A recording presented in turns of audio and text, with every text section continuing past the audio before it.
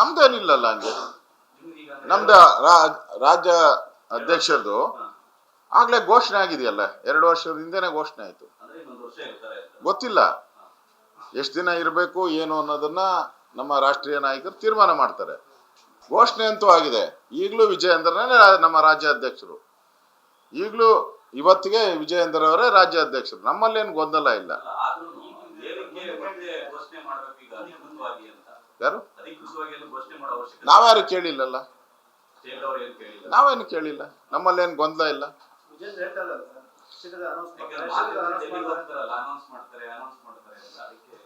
ಮಾಧ್ಯಮದಲ್ಲಿ ಬರ್ತಾ ಇದೆ ಅಷ್ಟೇ, ನಾನೇನ್ ಹೇಳಿದ್ದೀನ? ನಾನೇನ್ ಹೇಳಿಲ್ಲ.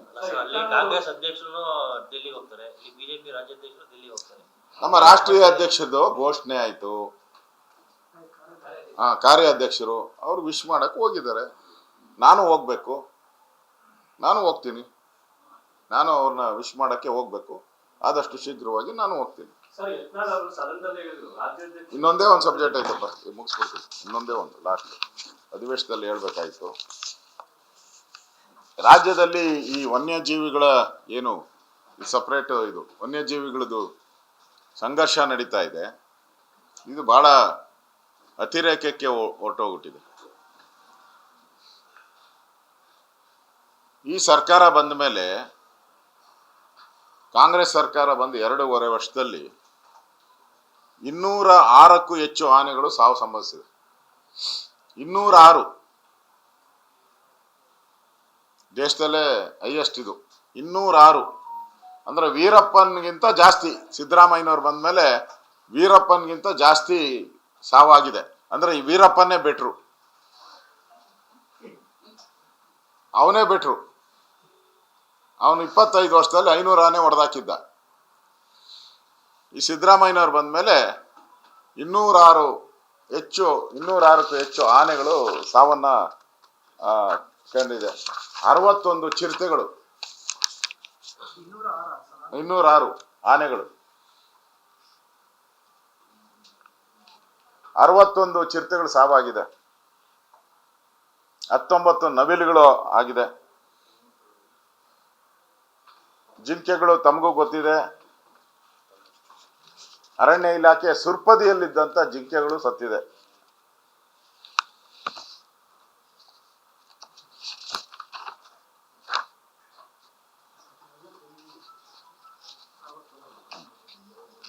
ಇನ್ನು ಬೇರೆ ಬೇರೆ ಪ್ರಾಣಿಗಳೆಲ್ಲ ಸತ್ತಿದೆ. ಇವತ್ತು ಮಾಂಸನೂ ಕೂಡ, ಜಿಂಕೆ ಮಾಂಸ ಇದೆಲ್ಲ ಕೂಡ ರಾಜಾರೋಷವಾಗಿ ಈ ಚಾಮರಾಜನಗರ ಈ ಭಾಗದಲ್ಲಿ ರಾಜಾರೋಷವಾಗಿ ಮಾರಾಟ ಆಗ್ತಾ ಇದೆ. ಮತ್ತೆ ವಿದೇಶದಿಂದನೂ ಕೂಡ ಪ್ರಾಹಿಬಿಟೆಡ್ ಪಕ್ಷಿಗಳು, ಹೆಬ್ಬಾವು, ಪೆತಾನು ಈ ಥರದೆಲ್ಲ ವಿದೇಶದಿಂದನೂ ಕೂಡ ನಮ್ಮ ರಾಜ್ಯಕ್ಕೆ ಬರ್ತಾ ಇದೆ. ಒಂದು ರೀತಿ ನಮ್ಮ ಬೆಂಗಳೂರು ಹಬ್ಬ ಆಗ್ತಾ ಇದೆ. IT ಹಬ್ಬ, BT ಹಬ್ಬ ಅಂತ ಇದ್ರಲ್ಲ, ಈ ಪ್ರಾಣಿಗಳನ್ನ, ನಿಷೇಧಿತ ಪ್ರಾಣಿಗಳನ್ನ ಸೇಲ್ ಮಾಡುವಂತ ಹಬ್ಬ ಆಗ್ತಾ ಇದೆ. ಇದು ಬಹಳ ಕಳವಳಿಕಾರಿಯಾದಂಥದ್ದು. ಇದನ್ನ ತಡೆಗಟ್ಟಬೇಕಾದಂತ ಪೊಲೀಸರು ಫಾರೆಸ್ಟ್ ಡಿಪಾರ್ಟ್ಮೆಂಟ್ ಮೇಲೆ ಹಾಕಿ ಅವ್ರು ಸುಮ್ಮನೆ ಇದ್ದಾರೆ. ಫಾರೆಸ್ಟ್ ಅವರು ಪೊಲೀಸವ್ರ ಮೇಲೆ ಹಾಕಿ ಅವರು ಸುಮ್ಮನೆ ಇದ್ದಾರೆ. ಇದಾದ್ಮೇಲೆ ಈ ಸರ್ಕಾರ ಈ ರೆಸಾರ್ಟ್ಗಳ ಮೇಲೆ ಗದಾಪ್ರಹಾರ ಮಾಡಿದ್ದಾರೆ. ಪ್ರಾಣಿಗಳು ಈ ಏನು ರೆಸಾರ್ಟ್ ಅಂದ್ರೆ ಏನು ಇದು ಹೋಗ್ತಾರಲ್ಲ ಪ್ರಾಣಿ ನೋಡಕ್ಕೆ, ಸಫಾರಿ. ಸ್ವತಃ ಸಿದ್ದರಾಮಯ್ಯನವರೇ ಹೋಗಿದ್ದಾರೆ ಸಫಾರಿಗೆ. DKನೂ ಹೋಗಿದ್ದಾರೆ. ಇದೆಲ್ಲ ಆಗ್ತಾ ಇರೋದು ಅನಾಹುತ 40 ಕಿಲೋಮೀಟರ್ ದೂರದಲ್ಲಿ ಆಗಿರೋದು. ಇದೆಲ್ಲ ಸಫಾರಿಗೂ ಅದಕ್ಕೂ 40 ಕಿಲೋಮೀಟರ್ ದೂರದಲ್ಲಿ. ಇವರು ಸಫಾರಿನ ರದ್ದು ಮಾಡಿದ್ದಾರೆ. ಸಫಾರಿ ಮೇಜರ್ ಇರುವಂಥದ್ದು ರಾಜ್ಯ ಸರ್ಕಾರದ್ದೇ, ಜಂಗಲ್ ರೆಸಾರ್ಟ್ಸ್. ದೇಶದಲ್ಲೇ ಬಹಳ ಪ್ರಖ್ಯಾತಿಯನ್ನ ಪಡೆದಂಥದ್ದು ಜಂಗಲ್ ರೆಸಾರ್ಟ್ ಕರ್ನಾಟಕ. ಯಾರೋ ಪುಣ್ಯಾತ್ಮ ಪ್ರಾರಂಭ ಮಾಡಿ ಲಾಭದಾಯಕವಾಗಿದೆ ಅದು. ಅದೇನೋ ಕೋಣ ಮರಿ ಹಾಕಿದ್ರೆ ಕೊಟ್ಟಿಗೆ ಕಟ್ಟು ಅನ್ನಂಗೆ ಆಯ್ತು.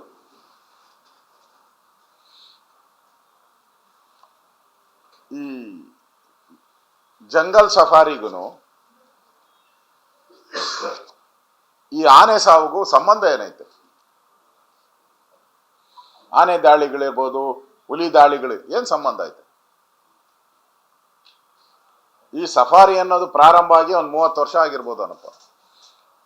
ಆ ಹಿಂದೆನೂ ನಮ್ಮ ರಾಜ ಮಹಾರಾಜರ ಕಾಲದಲ್ಲೂ ಕೂಡ ಇತ್ತು, ಹಳ್ಳಿಗಳಿಗೆ ಹುಲಿ ಚಿರತೆ ಇವೆಲ್ಲ ಬರೋದಿತ್ತು. ಹಂಗನ್ಬಿಟ್ಟು ಇಡೀ ದೇಶದಲ್ಲಿ, ಈಗ ಮಧ್ಯಪ್ರದೇಶದಲ್ಲಿದೆ, ರಾಜಸ್ಥಾನದಲ್ಲಿದೆ, ಅಲ್ಲೂ ಎಲ್ಲ ಜಂಗಲ್ ಸಫಾರೀಸ್ ಎಲ್ಲ ಇದೆ. ಪ್ರಧಾನಮಂತ್ರಿಗಳೇ ಹೋಗಿರೋದು ನಾನು ನೋಡಿದ್ದೀನಿ. ಮೊನ್ನೆ ರಾಹುಲ್ ಗಾಂಧಿ ಅವರು 4 ದಿನ ಅಲ್ಲೇ ಇದ್ರಂತೆ ಮಧ್ಯಪ್ರದೇಶದಲ್ಲಿ. ಅಲ್ಲೆಲ್ಲ ಬಂದ್ ಮಾಡ್ಬಿಟ್ಟವ್ರ. ಹಂಗಾರೆ ಇಡೀ ದೇಶದಲ್ಲಿರೋ ಎಲ್ಲಾ ರಾಜ್ಯಗಳು ಸಫಾರಿಯನ್ನ ಬಂದ್ ಮಾಡಿದಾರ. ನಾನು ಕೇಳೋದು ಈ ಮಂತ್ರಿಗೆ, ಅರಣ್ಯ ಸಚಿವರಿಗೆ ನಾನು ಕೇಳೋದಂಥದ್ದು, ಏನಾದ್ರೂ ಇದಕ್ಕೆ ಒಂದು ತಜ್ಞರನ್ನ ನೇಮಕ ಮಾಡಿದ್ದೀರಾ? ಹೌದು, ಈ ಸಫಾರಿ ಹೋಗೋದ್ರಿಂದ ಪ್ರಾಣಿಗಳು ನಾಡಿಗೆ ಬರ್ತಾ ಇದೆ, ಏನಾದ್ರೂ ವರದಿ ಇದೆಯಾ ನಿಮ್ಮ ಹತ್ರ? ಅದಕ್ಕೆ ಏನಾರ ತಜ್ಞರನ್ನ ನೇಮಿಸಿದ್ದೀರಾ? ಏನು ಇಲ್ಲ. ಕೋಣ ಮರಿ ಆಗ್ತು ಅಂದ್ರೆ ಕೊಟ್ಟಿಗೆ ಕಟ್ಟು ಅಂದ್ರೆ ಏನೋ ವಸೂಲಿಗೆ ಏನಾನ ಎಲ್ಲ ಇಲಾಖೆಯಲ್ಲೂ ಫಿಕ್ಸ್ ಮಾಡ್ಬಿಟ್ಟವ್ರು ಮಂತ್ಲಿ ಇಷ್ಟು ಅಂತೇಳಿ.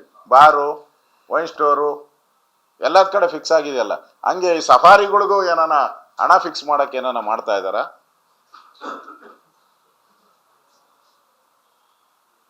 ಇವತ್ತು ಆ ಭಾಗದಿಂದ ನನಗೆ ಫೋನ್ಗಳು ಬಂದಿತ್ತು. ಸುಮಾರು 6,000 ಜನ ಕೆಲಸ ಮಾಡ್ತಾರೆ ಅಲ್ಲಿ, ಈ ರೆಸಾರ್ಟ್ಗಳಲ್ಲಿ.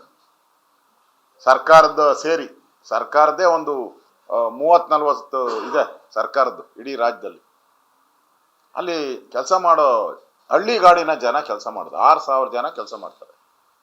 ಅಲ್ಲಿರ್ಬೋದು ರೇಷನ್ ಇರ್ಬೋದು, ಮಾಂಸ ಇರ್ಬೋದು,